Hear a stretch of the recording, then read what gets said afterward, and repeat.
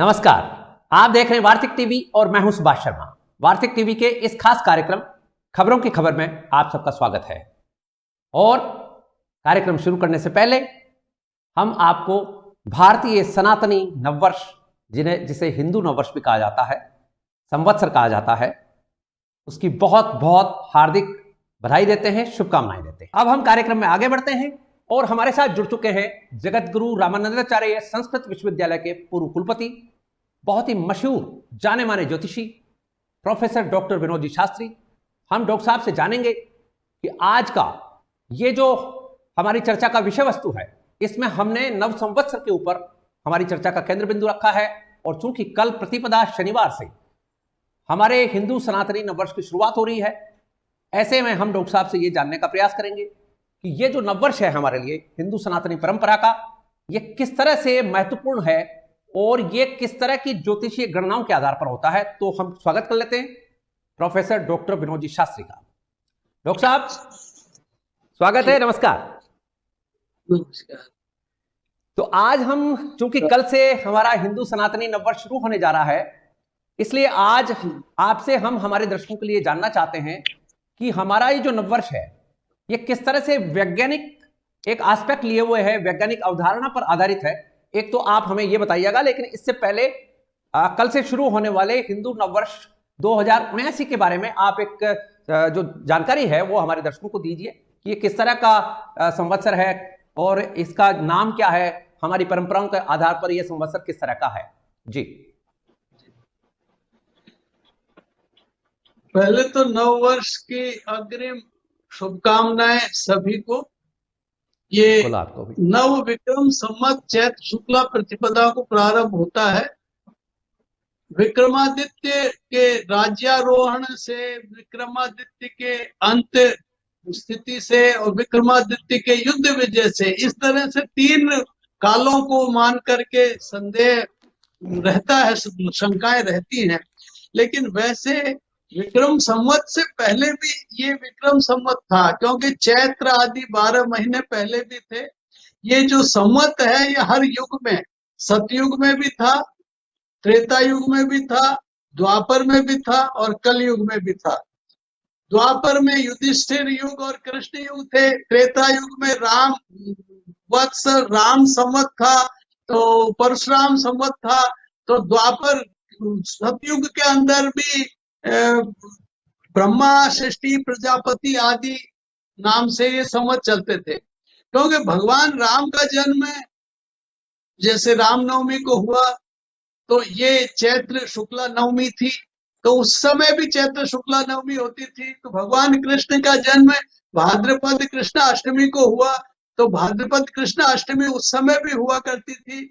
तो ये विक्रम संवत तो अभी 2079 है। ये चूंकि कलयुग में प्रतीकात्मक अभी चल रहा है, पर जो नव संवत्सर है ये तो ब्रह्मा ने सृष्टि का प्रारंभ ही चैत्र शुक्ला प्रतिपदा से किया था, इसलिए चैत्र शुक्ला प्रतिपदा बहुत महत्वपूर्ण होती है। अब चैत्र शुक्ला प्रतिपदा इसलिए महत्वपूर्ण होती है कि जो सृष्टि होती है, संवत्सर जो होता है वो काल का वाचक होता है, यानी वर्ष जो होता है ये भी एक काल का वाचक होता है। और जो सूर्य मंडल से एक विशेष अग्नि आती है जो पृथ्वी पर निरंतर आती रहती है, वो वैश्वानराग्नि कहलाती है और वही संवत्सराग्नि कहलाती है। इसलिए गीता में कहा है, अहम वैश्वानरो भूत्वा प्राणिनाम देहमाश्रितः, कि मैं वैश्वानराग्नि के रूप में सभी पृथ्वी पर जितने भी जीव हैं उनमें विराजित रहता हूँ। तो वैश्वानराग्नि और संवत्सराग्नि, ये संवत्सराग्नि है, एक वर्ष में ये अग्नि जो आती है उसका संचय होता है पृथ्वी पर।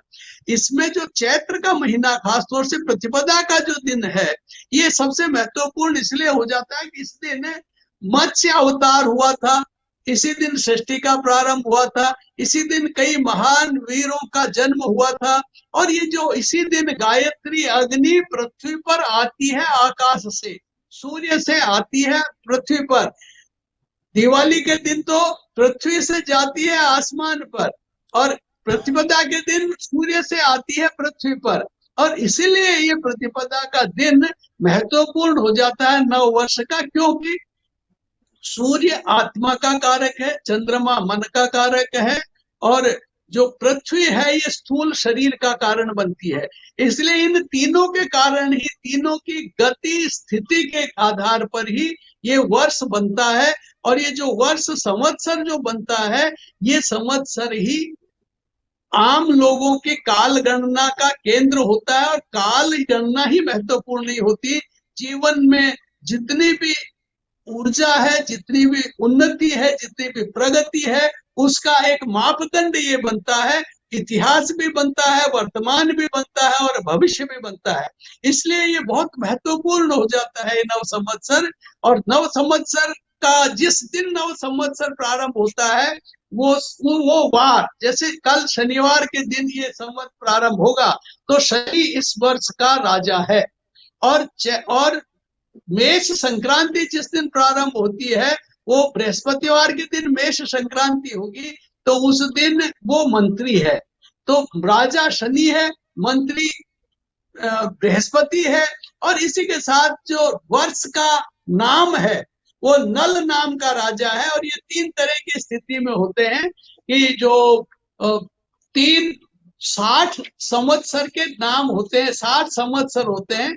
ये 20-20 में 3 विंशी बनी हुई है, विंशति जिसको कहते हैं। तो एक तो ब्रह्म विंशति होती है, एक विष्णु विंशति होती है, और एक शैव विंशति होती है। इस बार जो ये वर्ष लग रहा है, ये शैव विंशति में है, नल नाम का संवत्सर, जो आम प्रजा के लिए काफी अच्छा है, लेकिन राज विग्रह भी करवाता है और कुछ देशों में आपसी सामंजस्य भी करवाता है, तो वैमनस्य भी करवाता है।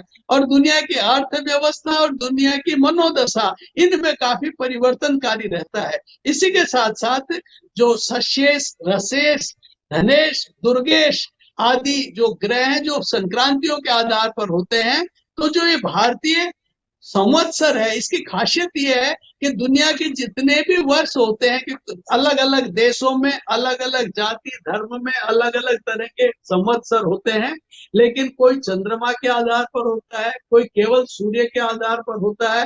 लेकिन ये भारतीय संवत्सर इतना वैज्ञानिक है कि ये सूर्य, चंद्रमा, ग्रह, नक्षत्र, राशियां, इन सब को मिला करके और इन सबों का सामंजस्य करके और फिर ये संवत्सर का प्रारंभ होता है, जो सदियों से पूर्ण वैज्ञानिक है। और जो भारतीय खगोल शास्त्री थे, ज्योतिषी थे, उनकी वैज्ञानिक दृष्टि कितने हजारों वर्ष पहले थी, ये इसका एक आश्चर्यजनक वो दिखाई देता है कि उस समय उन्होंने, जिस समय न ऐसे खगोल यंत्र थे, न दूरबीन थी, उस समय उन्होंने कितनी बारीक काल गणना करके और दुनिया को एक नई दिशा दी थी। और यही कारण है कि जो भारत की जो ये काल गणना है, भारत में जो हम ये नया संवत्सर प्रारंभ करते हैं, इस संवत्सर के संदर्भ में इराक, ईरान, इटली और जो कई ऐसे देश हैं जो इन को कम मानते हैं, लेकिन वो भी जो भारतीय गणना है, भारतीय गणित शास्त्र है, भारत ने जो दुनिया को गणित की शिक्षा दी है, काल की शिक्षा दी है, उसको वो भी मानते हैं। और उनके यहाँ भी इतिहास में पढ़ाया जाता है इल्मी हिंदिया। तो इल्मी हिंदिया के नाम से वो भी बताते हैं, जितनी भी गणना के जो अंक हैं उसका शुरुआत करते हैं कि भारत से प्रारंभ हुए थे, हिंदुस्तान से इनकी शुरुआत हुई थी। तो भारत दुनिया में सर्वश्रेष्ठ है। और वैसे कहने को तो आज कोई विशेष आधार नहीं है, पर इससे ऐसा प्रतीत होता है कि सबसे पहली सृष्टि भारत भूमि पर ही प्रारंभ हुई थी। और इसीलिए जो सृष्टि के प्रारंभ से मनाने वाला वर्ष केवल दुनिया में भारत का ये नव संवत्सर वर्ष होता है। बाकी के वर्ष तो धीरे धीरे अलग अलग कारणों से बनने लगे हैं, व्यक्ति के कारण, परिस्थितियों के कारण, जीत के कारण, हार के कारण बनने लगे हैं। लेकिन ये अनादिकाल से भारतीय संवत्सर है, इसलिए बहुत ही वैज्ञानिक है। अब इस संवत्सर को हम केवल वर्ष का ही नहीं, इस संवत्सर को कि हमारा ये वर्ष बहुत शुभ रहे सबके लिए, शारीरिक दृष्टि से, मानसिक दृष्टि से, आर्थिक दृष्टि से। इसलिए जब नया संवत्सर प्रारंभ होता है तो प्रतिपदा के दिन पंचांग पढ़ा जाता है। और पंचांग पढ़ने के साथ ही नीम की जो कोमल पत्तियां हैं नीम के जो फूल हैं, अजवाइन, जीरा, हींग, काली मिर्च, नमक, इनको मिला करके इनको कूट करके और एक प्रसाद बनाया जाता है, और वो प्रसाद सब लोगों में पूरी गोष्ठी में वितरित किया जाता है। और उस गोष्ठी के साथ ही फिर व्यक्ति मानसिक दृष्टि से, ये जो जितनी भी चीजें हैं वो मानसिक दृष्टि से, आर्थिक दृष्टि से, शारीरिक दृष्टि से, पारिवारिक दृष्टि से सुख, शांति और समृद्धि देने वाली होती है, जिससे कि पूरा वर्ष भर सब सुखी रहे, शांत रहे, प्रसन्न रहे, स्वस्थ रहे। इसलिए ये वर्ष की एक विशेष परंपरा होती है। बाकी किसी भी नव वर्ष में केवल हर्षोल्लास, नाच गान, भद्दे भोंडे प्रदर्शन, इनके लिए जरूर वर्ष का प्रारंभ करते हैं, पर इस तरह का शास्त्रीय चर्चा के साथ में, वैज्ञानिक चर्चा के साथ में जो प्रारंभ करने की परंपरा है वो भारतीय परंपरा रही है, और जो आज भी विद्यमान है। आज भी सब जगह पंचांग पढ़ा जाता है और लोग अगले वर्ष क्या करना है उसकी प्लानिंग बनाते हैं, और इसीलिए पहले दिन बैठ करके सब चर्चा करते हैं कि अगला वर्ष कैसे आने वाला है और उससे हमको कैसे उससे जूझना है। बिल्कुल ठीक कहा आपने। तो दो चीज और हम आपसे जानना चाहेंगे। एक तो ये जो पंचांग शब्द आपने यहाँ इस्तेमाल किया है, यूज किया है, दर्शकों को हम ये भी बताना चाहेंगे आपके माध्यम से कि पंचांग आखिर होता क्या है, किन किन चीजों को समाहित करता हुआ पंचांग माना जाता है। लेकिन इससे पहले हम आपसे ये जरूर जानना चाहेंगे कि ये ऐसी ग्रहों की कौन सी खास स्थिति है जिसको लेकर नववर्ष की प्रतिपदा मानी जाती है। कौन सा ग्रह कौन सी स्थिति में होता है तब प्रतिपदा आती है, क्योंकि आप ज्योतिषाचार्य हैं, ज्योतिष के निष्णात व्यक्ति हैं। जी, आपने बहुत अच्छा प्रश्न किया है। ये जो प्रतिपदा है, अभी तो ग्रहों की स्थितियां अलग अलग होती है, लेकिन जिस समय सबसे पहला संवत्सर जो ब्रह्मा जी ने ब्रह्म वर्ष प्रारंभ किया था, ये संवत्सर का जो प्रारंभ हुआ था, उस समय मेष राशि में ही सारे ग्रह थे। राहु केतु को छोड़ करके सारे ग्रह मेष राशि में ही थे, और मेष राशि में होने के बाद में फिर अलग अलग राशियों में इनका विचरण होने लगा था। तो ये जब वर्ष है तो पांच, जो पंचांग का आपने प्रश्न किया, पंचांग पांच अंग, पंचानाम अंगानाम समाहार है कि जिसमें पांच चीजें एकत्रित हों। वैदिक काल में तो संवत्सर, परिसंवत्सर, इडा संवत्सर, अनुवत्सर और उदत्सर, इन पांच को पंचांग कहते हैं। लेकिन अभी जो पंचांग में है वो तिथि, वार, नक्षत्र, योग और करण, इनसे ये पांच जो चीजें हैं इनके बारे में विचार किया जाता है, और इनसे वर्ष भर का फल दिया जाता है, और व्यक्ति का इंडिविजुअल प्रिडिक्शन भी देने के लिए इन पांचों की ही सबसे बड़ी भूमिका रहती है। और वो भी इससे देख करके व्यक्ति का फलादेश देने में, दिन का फलादेश देने में, सप्ताह, वर्ष, महीने, सबके फलादेश देने में इनकी महत्वपूर्ण भूमिका रहती है, और इन्हीं को आधार बना करके फिर फल दिया जाता है। पर ये हर व्यक्ति को, जब रोज कोई व्यक्ति, जैसे पहले भिक्षाटन के लिए ब्राह्मण भी आते थे, योगी भी आते थे, सन्यासी भी आते थे, ऋषि भी आते थे, और घर पर आकर के वो बोलते थे कि आज प्रतिपदा, सोमवार, फला नक्षत्र है, फला योग है, फला करण है। तो इन पांचों चीजों को सुनने मात्र से भी उस घर में सुख, शांति और समृद्धि रहा करती थी। पहले आर्थिक दृष्टि से तो व्यक्ति कमजोर थे, लेकिन मानसिक और प्रसन्नता की दृष्टि से बहुत समृद्ध थे। इसीलिए कि अब तो कोई ऐसा आता ही नहीं है। इसका मतलब ये नहीं कि भिक्षाटन चले, पर ऐसे संत और ऐसी महान आत्माएं अब विचरण करना बंद कर गए हैं। अब तो लोभी, पाखंडी, प्रपंची, इनका थोड़ा बोलबाला ज्यादा हो गया है, और वो अशांति का कारण बन गया है, क्योंकि मुद्रा को प्राथमिकता दे दी, और जो सामान्य जो हमारी धर्मशास्त्र की नीतियां थी उनको गौण कर दिया, इसलिए परेशानियां होगी। तो पंचांग श्रवण व्यक्ति को बहुत मुक्ति देने वाला होता है, शांति देने वाला होता है। वैसे तो इसमें कहा है, यह चैत्र शुक्ल प्रतिपत्सु धीमान शृणोति वर्षीय फलम पवित्रम भवेत् धनाढ्यो बहुशस्य भोगी जह्याच पीड़ा तनुजांच वार्षिके। यानी जो बुद्धिमान चैत्र शुक्ला प्रतिपदा से प्रारंभ होने वाले इस संवत्सर के इस पवित्र फल को जो सुनता है, वो धनी और अन्नवान, शारीरिक पीड़ा से मुक्त होता है, और उसको बहुत सारी प्रसन्नता मिलती है जीवन में।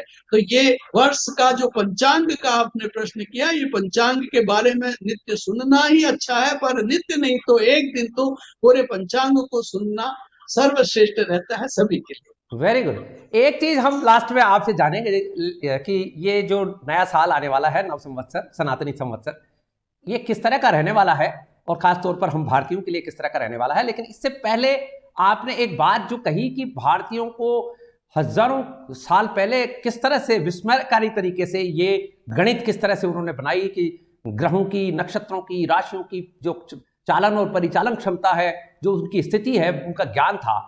और आज जो हम देख रहे हैं कि साधारणतः लोग काम चलाने के लिए एक के बाद दो, दो के बाद में तीन, तीन के बाद में चार, ये साधारण सा गणित है जो आम आदमी समझता है कि 1 तारीख है आज तो कल 2 हो जाएगी, कल परसों 3 हो जाएगी। लेकिन हमारे यहाँ पर ऐसा नहीं है। हमारे यहाँ पर तिथि एक ही दिन में 2-2 तिथि भी होती हैं। और आपको क्या डॉक्टर साहब ऐसा नहीं लगता है कि हमारे जो भारतीय लोग थे, आज हम आज की बात छोड़ दें, आज के करीब 2000 साल पहले ऐसा माना जाता है कि हर व्यक्ति को, चाहे वो किसी भी कर्म और किसी भी पेशे से जुड़ा हुआ हो, उसको भारतीय ज्योतिष का ज्ञान था और वो हर दिन अपने हिसाब से ये पता लगा लेता था कि कल क्या तिथि होने वाली है और क्या क्या मुहूर्त होंगे। ऐसा माना जाता है कि जनसंख्या का पूरा ही स्वरूप इस तरह का था। लेकिन आज चूंकि हम कई तरह की विकृतियों से गुजर चुके हैं, तो आपको नहीं लगता है क्या कि गणित का वही स्वरूप जो आजकल की मॉडर्न मैथमेटिक्स पढ़ाई जाती है, वो हमारी उस बीज गणित से और हमारी वो जो पुरातन गणित है उससे कहीं मेल खाती हो? देखिए, आजकल जो गणित पढ़ाई जाती है, नो डाउट, इसमें कोई संदेह नहीं कि अच्छी गणित है, पर इन सारी गणित के आविष्कार तो भास्कराचार्य ने किया था, आर्यभट्ट ने किया था, और उन्हीं के जो मूल सूत्र, दशमलव का सूत्र भारत ने दिया था दुनिया को, और उन्हीं को तो आगे बढ़ा रहे हैं हम लोग। पर हो क्या गया है कि भारत की इस विद्या को भारतीयों ने छोड़ दिया, जब क्योंकि ये भारत गुलामी के दौर में बहुत ज्यादा रहा, और दूसरे लोगों ने यहाँ के जो अध्ययन केंद्रों के माध्यम से अध्ययन करके जितने भी अनुसंधान के यहाँ थे ऋषियों के, उन सबको उन्होंने आगे अनुसंधान किया और वो आगे बढ़ते चले गए। पर हमारे यहाँ जो आज, जैसा आपने एक प्रश्न किया कि अंग्रेजी तारीख तो एक के बाद एक आ जाती है और आसानी से याद रह जाती है, तिथियां भी याद रहती हैं, क्योंकि तिथियों के महत्व को आम आदमी समझता ही नहीं है, और यदि महत्व को समझ जाए तो हर व्यक्ति याद रखेगा। क्या नहीं याद रखते हैं, कई चीजें, बैंक में कितने पैसे हैं, आए गए, सब याद रखते हैं कि नहीं? तो वैसे ही इन तिथियों के महत्व को याद तब रखता है जब उसकी महत्ता को वो जाने। महत्ता जानते नहीं है, और इसीलिए हम महत्ता पहचानने में, महत्ता बताने में भी असफल रहे हैं। अन्यथा तो पहले सारे गांव में पंडित जी होते थे, गांव में हर व्यक्ति पतड़ा रखता था, पंचांग रखता था और तिथियां रखता था, तिथि के आधार पर आचरण करता था कि अष्टमी को क्या काम नहीं करना चाहिए। अब अंग्रेजी तारीखों के आधार पर रोज चाय जैसे दिन चाय जैसे का आचरण कर लेते हैं, किस दिन तेल से मालिश नहीं करनी चाहिए, किस दिन क्या खाना चाहिए, क्या नहीं खाना चाहिए, किस दिन किसका कैसा सम्मान करना चाहिए, ये सब हमारे तिथि, व्रत, पर्व आदि में आता है। लेकिन अब वो आचरण जब छोड़ दिया तो फिर व्यक्ति आत्म केंद्रित हो गया और सिर्फ तिथियों की गणना, जैसे एक पहिया घूमता है वैसे चक्री की तरह घूमने लग गया। और उस चक्र में जीवन, जो ऐसा चक्र में जीवन में ही आनंदित महसूस करता है, जबकि उसको आनंद नहीं, वो हर पल आनंद की तलाश करता है। तो हमारी तिथियां शुक्ल पक्ष है, कृष्ण पक्ष है, 15 तिथियां होती है, कहीं वृद्धि होती है तो कहीं क्षय होता है, क्योंकि सूर्य और चंद्रमा इन दोनों में 12 अंश का जब अंतर होता है तो एक तिथि होती है। ये गणना बहुत क्लियर है। सूर्य चंद्रमा मिल जाएगा उस दिन अमावस्या हो जाएगी, फिर जब उनमें 12 डिग्री का अंतर होगा प्रतिपदा हो जाएगी, 24 डिग्री का अंतर होगा द्वितीया हो जाएगी, 36 डिग्री का अंतर होगा तृतीया हो जाएगी। अब वो 36 डिग्री के अंतर होने में कई बार सुबह शाम रात्रि हो जाती है, तो तिथियां कभी दो नहीं होती, तिथि का कभी क्षय नहीं होता, लेकिन सूर्योदय के काल में तिथि नहीं होने से क्षय माना जाता है, या 2 सूर्योदय काल में तिथि हो जाने से तिथि वृद्धि हो जाती है।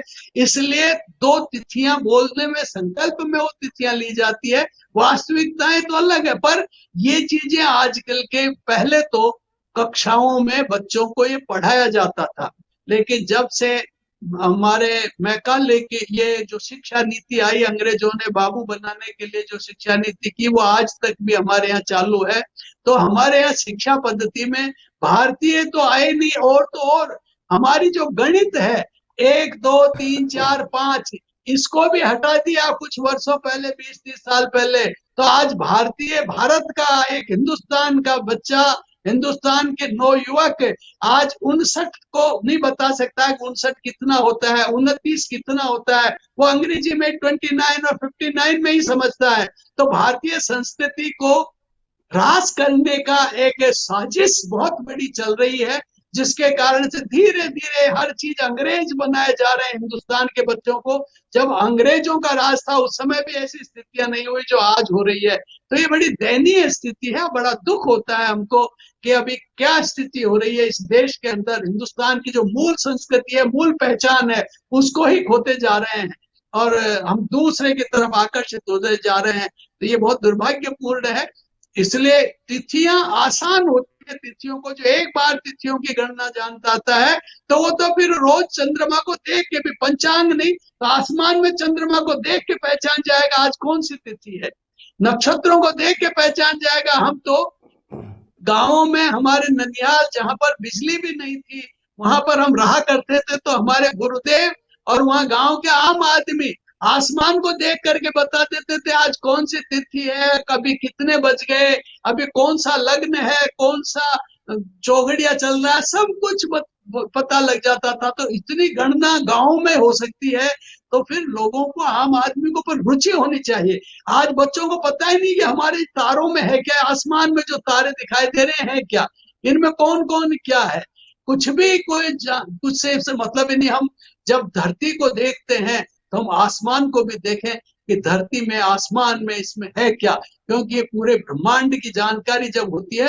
यही साधना है कि हम जब गायत्री का जप करते हैं, किसी मंत्र का जप करते हैं या कोई साधना करते हैं तो हम ब्रह्मांड में उस ईश्वरीय, उस अद्वितीय शक्ति का ध्यान करते हैं और वो शक्ति का ध्यान ही हमें आत्मबोध कराती है। हम जीवन में सारे जीवन को निस्सार होकर के निकाल देते हैं यदि हम अपने आत्म परिचय को भी नहीं करें, हम अपने आप को नहीं पहचान पाते जीवन में। और जो भारतीय तिथियों का, भारतीय वर्ष और भारतीय संस्कृति का जो ये अध्ययन है, ये ज्ञान है, ये व्यक्ति को बहुत कुछ सिखाता है और इनके बिना व्यक्ति अधूरा ही रहता है, अधूरा ही चला जाता है। वो समृद्धि, भौतिक समृद्धि भले ही ले जाता, लेकिन आध्यात्मिक समृद्धि के बिना वो खाली का खाली ही चला जाता है।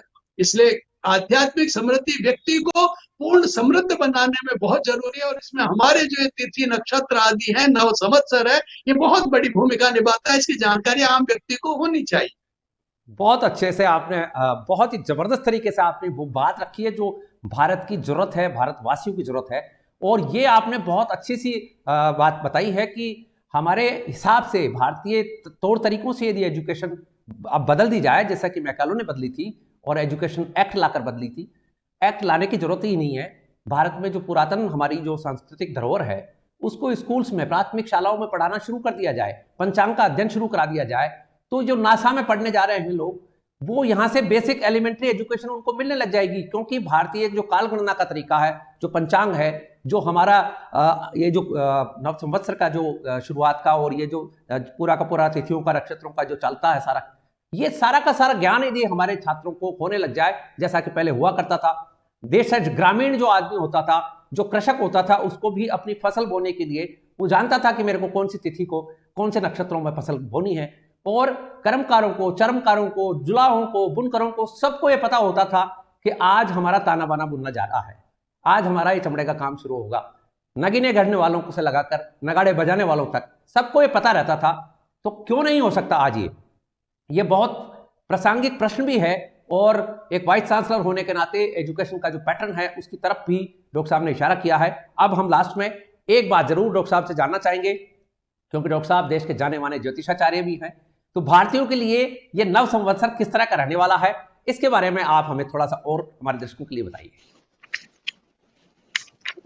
नव संवत्सर तो देखिए, अभी राजा शनि है, मंत्री बृहस्पति है, नल नाम का संवत्सर है और सशेष आदि की स्थिति बहुत अच्छी बनी हुई है।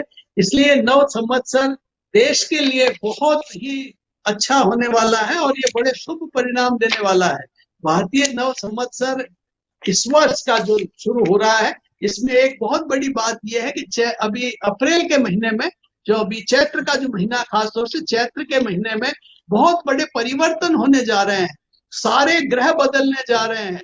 ये सूर्य, चंद्र, मंगल, बृहस्पति, शुक्र, शनि, राहु, केतु, 9 के 9 ग्रह राशियां बदलेंगे, जो हजारों वर्षों बाद एक इस तरह की स्थिति बन रही है। इसलिए ये जो संवत्सर है ये एक पृथ्वी पर ही बहुत बड़ा, क्योंकि भारतीय संवत्सर केवल भारत को ही परिणाम नहीं देगा, ये पूरे विश्व को परिणाम देगा और भारत के वर्चस्व को विश्व में संस्थापित करने में बहुत बड़ी भूमिका निभाने वाला ये वर्ष साबित होगा। और इसी के लिए ये नव संवत्सर के जो नव ग्रहों का परिवर्तन है वो भारत धरा के लिए एक बहुत वर्चस्व देने वाला होगा। ये वास्तव में जो पहले जैसे स्वम स्वम चरित्रम शिक्षेरन पृथ्व्याम सर्वमानवा था कि सारे लोगों को, दुनिया को शिक्षा दिया करता था, वैसी शिक्षा की, अनुसंधान की और ज्ञान की एक विशेष योग्यता, विशेष स्थितियां यहाँ की बनेंगी जो दुनिया को अपना लाभ देगा।